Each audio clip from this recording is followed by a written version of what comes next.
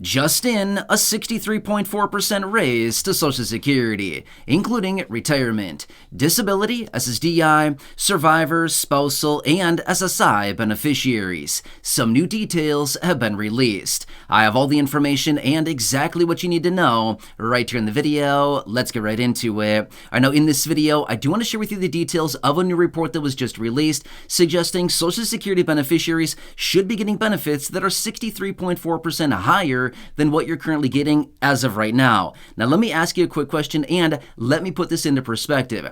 Do you think adding a 63.4% raise to your current benefit would be a little bit life-changing? The simple answer is yes, which, by the way, no, this is not a trick question whatsoever. I think we all completely recognize, yes, this would be massively, massively life-changing for literally every single beneficiary, as this would translate into hundreds upon hundreds of dollars more every single month for the average beneficiary. And again, this would be encompassing over 71 million beneficiaries, rapidly approaching 72 million people all across the country that this would be implemented to. Now, I do want to bring this to your attention because there's a major discrepancy going on out there right now, and this discrepancy has been in play for many years as well, and it needs to be changed in a major way because this is costing beneficiaries 63.4% of their benefit. Again, this is major, okay? Anyway, let's get into it and talk through the details about this. And again, I want to bring this to your attention because this is major stuff going on and these benefits need to be changed and this needs to be fixed up because this is honestly leading to beneficiaries getting the short end of the stick, which is again, not what we want right now, right? Anyway, let's get into it and talk through the details. Really fast before we do, thanks for joining me. If you have not done so yet, make sure to do yourself a huge, huge favor. Hit that subscribe button down below so you don't miss any videos going forward, as I'm here for you right by your side every single day, as it's going to be a busy, busy year. I've been saying that for a long time now, and it will be. There's a lot of stuff going on right now.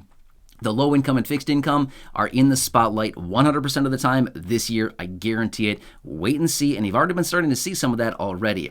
Also, do me a huge favor. Leave a comment down below in the comment section and let me know, what can I do to better serve you? What can I do to provide more value to you? And what can I do to better advocate on your behalf? I'm here for you in any way that I possibly can be. I want to help you out as much as I can. We've got to stick together through this community and everybody here. And again, I'm here to serve you as much as I possibly can. So let me know, what am I missing? What can I do better for you? I am here for you at the end of the day, okay? So thank you, truly appreciate it. Subscribe, leave that comment down below. I look forward to seeing what you have to say, and let's get into it and talk about this report, talking about 63.4% raise to benefits.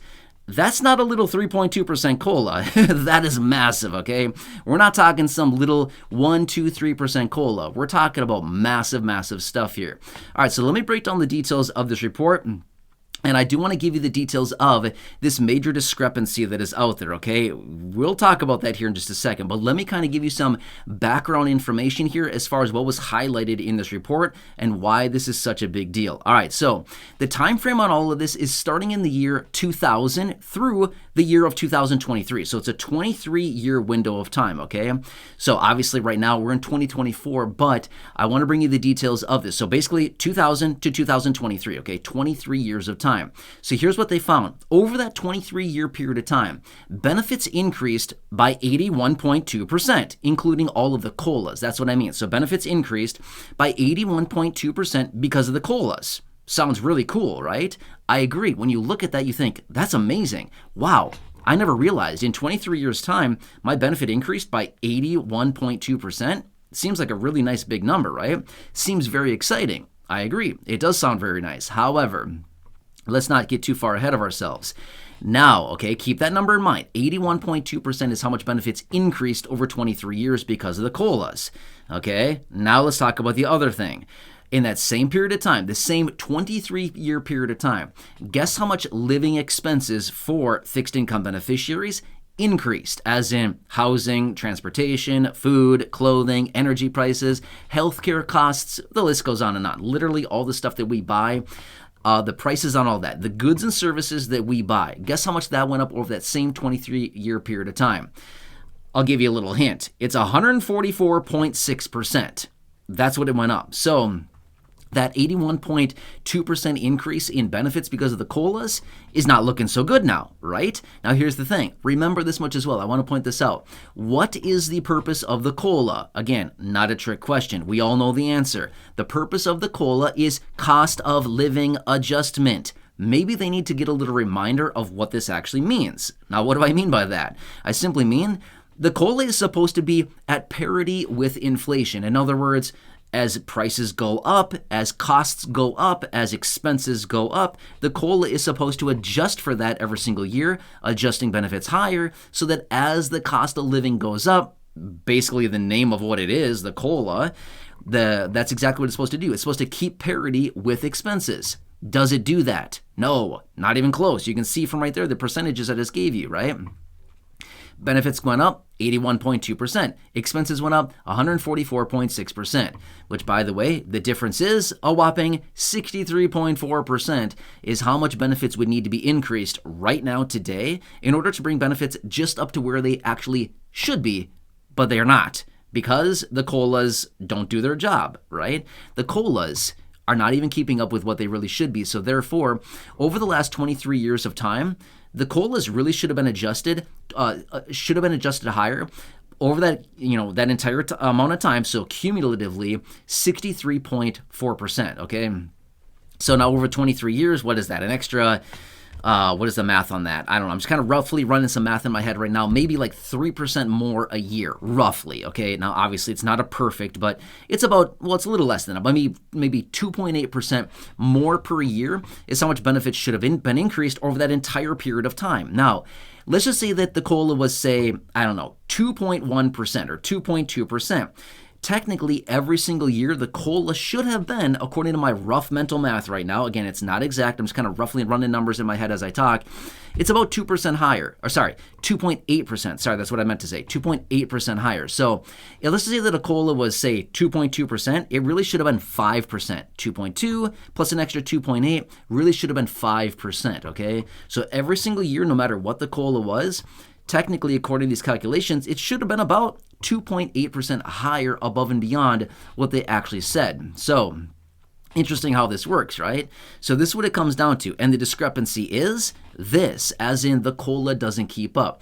Now, we do know that there is legislation out there. There's a number of pieces of legislation out there that include reform to Social Security. And one of those changes would be changing it from the CPIW, what it is currently now, from the Consumer Price Index for urban wage earners and clerical workers, to the CPIE, which is the Consumer Price Index for the elderly. Now, we do know that the CPIE over long periods of time generally does run a little bit higher, but that's also not perfect either, right? If you look at the numbers over a long period of time, it's really not that much. 1, 2, maybe 3% higher over a 10 or 15-year period of time. That's not that much. So maybe the CPIE also doesn't even really follow, the whole expenses thing at the same time anyway. What we really need to look at as well, I think what the big takeaway for this whole thing is, and I want to point this out really quickly, maybe the CPI readings, as in the inflation reports, are garbage. That's my assessment. They're 100% trash, total garbage. Why do I say that? Because look at the numbers. Benefits went up because of the COLA by 81.2% in 23 years. Meanwhile, expenses went up 144.6%. We don't need to be a rocket scientist to figure out something is wrong with this equation. I smell a rat, right? Something isn't adding up here, and there's a discrepancy of 63.4%. I wonder where that's coming from. Maybe the CPI reports don't actually reflect real expenses increasing. Therefore, if they don't, then guess what? We get these major discrepancies like what we're looking at right now. So it doesn't really matter what the CPI readings are, as in the metric that we're actually using, as in the CPIW, the CPIE, whatever you want to pull out. What it really tells us is that the Consumer Price Index, the CPI readings, don't even match prices increasing, as in goods and services increasing in price. That's my major takeaway out of this report is, if you look at it, who cares what CPI report we're looking at? They're all telling us the wrong information. They're not keeping up, and they're not even accurate as far as what prices are really doing in the real economy on goods and services, which we're all buying, right? I mean, at the end of the day, unless you're living in the woods, living off the land, which sound pretty nice about right now. Let's just be real for a second. It sounded pretty tempting. I'm not sure about you. Who wants to be a hermit with me? Not a bad lifestyle, right? Just do whatever you want every day. Live in the woods. I don't know. It sounds pretty cool to me right now. So anyway, there's nothing wrong with that either, by the way. Which, quick little side note. I used to know somebody that was a hermit, lived like literally out in the middle of nowhere. Kind of cool. Every year we'd go visit this guy, and we'd spend about a week with him living out in the woods. It was pretty cool stuff. I mean, it was really cool. Growing up, my dad and my brother and I, the three of us, and some other people, we would go out and we'd visit this guy for a week, and it was really fun, honestly. It was like no rules, just do whatever you want. And yeah, anyway, we'll leave it there at that, right? But anyway, super fun memories of that time. It was a really, really cool time. But yeah, a kid that was like 7, 8 years, 9 years old with, I don't know. My mom's probably watching this, so I won't share too much. But yeah, just imagine a 7-year-old boy running around the woods with no rules. You could imagine what's happening there, okay? It was a super fun time.